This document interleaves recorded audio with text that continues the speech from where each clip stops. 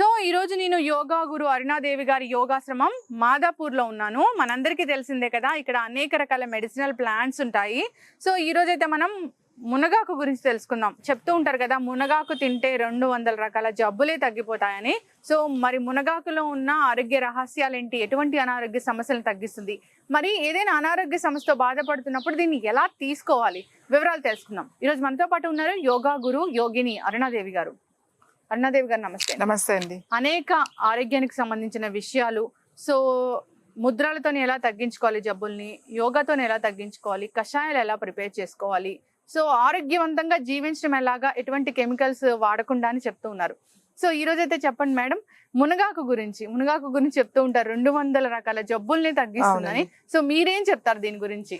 నిజంగానే అండి, 200 ఇంకా ఎక్కువే చెప్పొచ్చేమో. ఎందుకంటే ఆల్ మెడిసిన్స్ ఉన్నాయి, ఏ కే ఈ అన్ని ఉన్నాయి ఇందులో.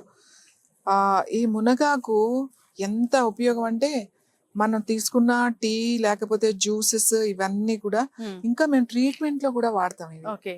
అంటే కొన్ని పెయిన్స్ కి కొన్ని ఆకులతో కిడీస్ తయారు చేసి మసాజ్ లో వాడతాం కొన్ని ప్రాబ్లమ్స్ కి. అలాగే ఇది ముఖ్యంగా మునగాకు ప్రతిరోజు ఆహారంలో తీసుకోవాలి.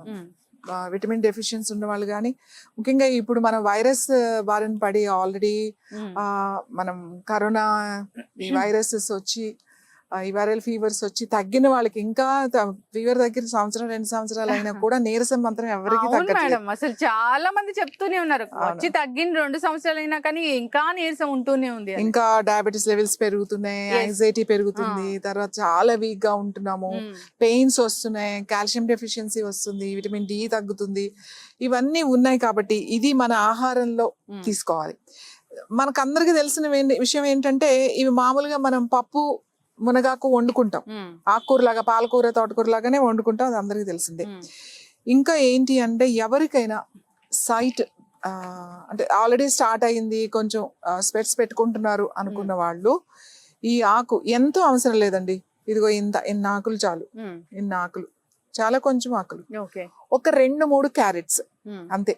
2-3 క్యారెట్స్ పీల్ చేసేసి ఇక ముక్కలు చేసి మిక్సీలో వేసుకుని, ఈ ఆకులు కూడా అన్ని ఆకులు చాలు, ఆకులు దాంట్లో వేసుకుని కొంచెం నీళ్లు పోసి మిక్సీలో గ్రైండ్ చేసి జ్యూస్ తీసేయండి.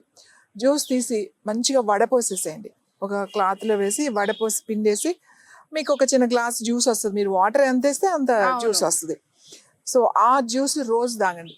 ప్రొద్దున్నే తాగొచ్చు, ప్రొద్దున వీలు కాని వాళ్ళు ఎప్పుడైనా సాయంకాలం కానీ ఈవినింగ్ సాయంకాలం కూడా తాగొచ్చు. ముఖ్యంగా పిల్లలకి, ఎవరైతే ఎక్కువసేపు అంటే స్కూల్ పిల్లలు ఎక్కువసేపు చదువుతారు, లేకపోతే ఎక్కువ టీవీ చూస్తారు, వీడియో గేమ్స్ ఆడతారు, అందరికీ సైట్. ఎందుకంటే టీవీ ఇలా చూసి చూసి పక్క నుంచి చూసి అందరూ మామూలుగా కూడా ఇలా చూడడం మొదలు పెట్టారు. చాలా తొందరగా స్పెట్స్ వచ్చేస్తున్నాయి. పిల్లలకి కనీసం వారానికి 2 సార్లు అయినా సరే ఈ మునగాకు 2 క్యారెట్లు వేసి జ్యూస్ తీసివ్వండి. అలాగే ఎవరైతే కార్పొరేట్ అంటే సాఫ్ట్వేర్ ఎక్కువ ల్యాప్టాప్ యూజ్ చేసి, ఎక్కువ కంప్యూటర్స్ యూజ్ చేసి అలానే కంటిన్యూస్ గా చూస్తూ వర్క్ చేసుకునే వాళ్ళు ఉంటారు, వాళ్ళైతే ప్రతిరోజు ఇది తీసుకోవాలి.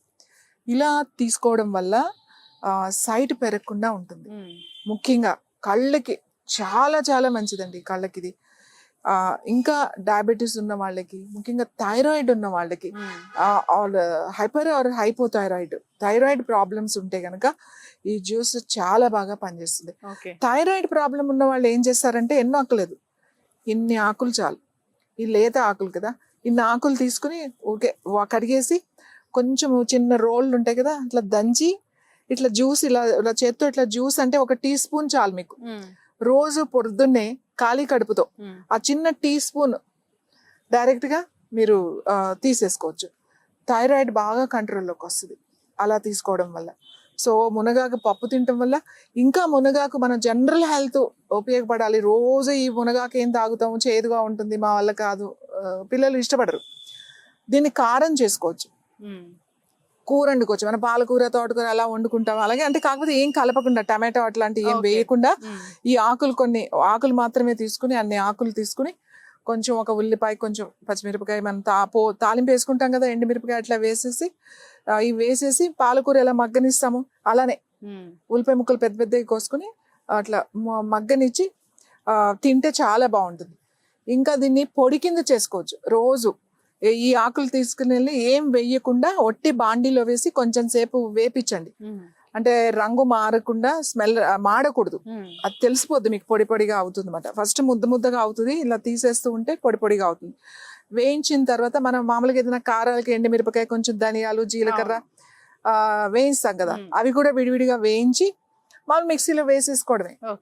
అయితే రోట్లో వేసి దంచినా పర్వాలేదు. మీరు కారపొళ్ళు చేసుకుంటారు కదా, అలానే ఇది కొంచెం ఉప్పేసి చేసుకుంటే చాలా బాగుంటది. దీనికి కొంచెం బెల్లం, అంటే కొంచెం స్వీట్ ఇష్టమైన వాళ్ళు కొద్దిగా ఇంత బెల్లం వేసుకుని, కొంచెం ఎండుమిరపకాయలు, కరివేపాకు అవి వేసుకుని గనక ఇది పౌడర్ చేసి పెట్టుకుని రోజు ఒక స్పూన్ మొదలు ఇడ్లీలో తినొచ్చు, దోశలో తినొచ్చు, అన్నంలో వేడి వేడి అన్నంలో కూడా తింటే చాలా మంచిదండి. మనకు కావాల్సిన విటమిన్స్ అన్ని వస్తాయి. ఫస్ట్ నీరసం తగ్గుతుంది. అందరూ ఎవరితో మాట్లాడినా కూడా చాలా నీరసంగా ఉంటుంది, అస్సలు ఓపిక లేదు, అస్సలు చేత కావట్లేదు అందరూ చెప్తున్నారు. కాబట్టి ఇది గనక మనం వాడగలిగితే, ఇప్పుడు సీజన్ కదండి, కాబట్టి మనం ఆకులు పౌడర్ చేసి పెట్టేసుకున్నాం అనుకోండి, ఎన్ని రోజులైనా నిలవ ఉంటుంది. మంచిగా ఎక్కువ ఆకు కోసుకుని 2-3 సార్లుగా మీరు చేసేసి బాటిల్స్ లో పెట్టుకుంటే ఇది అందరూ ఇష్టంగా తింటారు, చాలా మంచిది కూడా మనకి ఆరోగ్యానికి. సో నిజంగానే మీరు అన్నట్లు అన్ని రకాల విటమిన్స్ కావాలంటే మాత్రం దీన్ని చూస్ చేసుకోవాల్సిందే. సో రకరకాల కంటి ఇష్యూస్ కానీ, లేదంటే కాల్షియం డెఫిషియన్సీ ఉన్న వాళ్ళు కానీ, లేదంటే జనరల్గా హెల్త్ ఇంప్రూవ్ అవ్వాలన్నా కానీ మీరు చెప్పిన పద్ధతులు అలా తీసుకోవాలని కోరుకుందాం మేడం. సో చాలా చక్కటి ఇన్ఫర్మేషన్ అండి. చాలా మందిని కూడా మునగాకు దొరుకుతూ ఉంటుంది కానీ అవాయిడ్ చేస్తూ ఉంటారు, అంతగా దీని మీద ఇంట్రెస్ట్ చూపించరు. కానీ ఇది తీసుకుంటే అన్ని రకాల జబ్బులు తగ్గిపోతాయని చక్కటి ఇన్ఫర్మేషన్ అందించారండి. సో ఇప్పటి నుంచైనా దీన్ని వాడాలని కోరుకుందాం. మంచి ఇన్ఫర్మేషన్ అరుణాదేవి గారు, ధన్యవాదాలండి.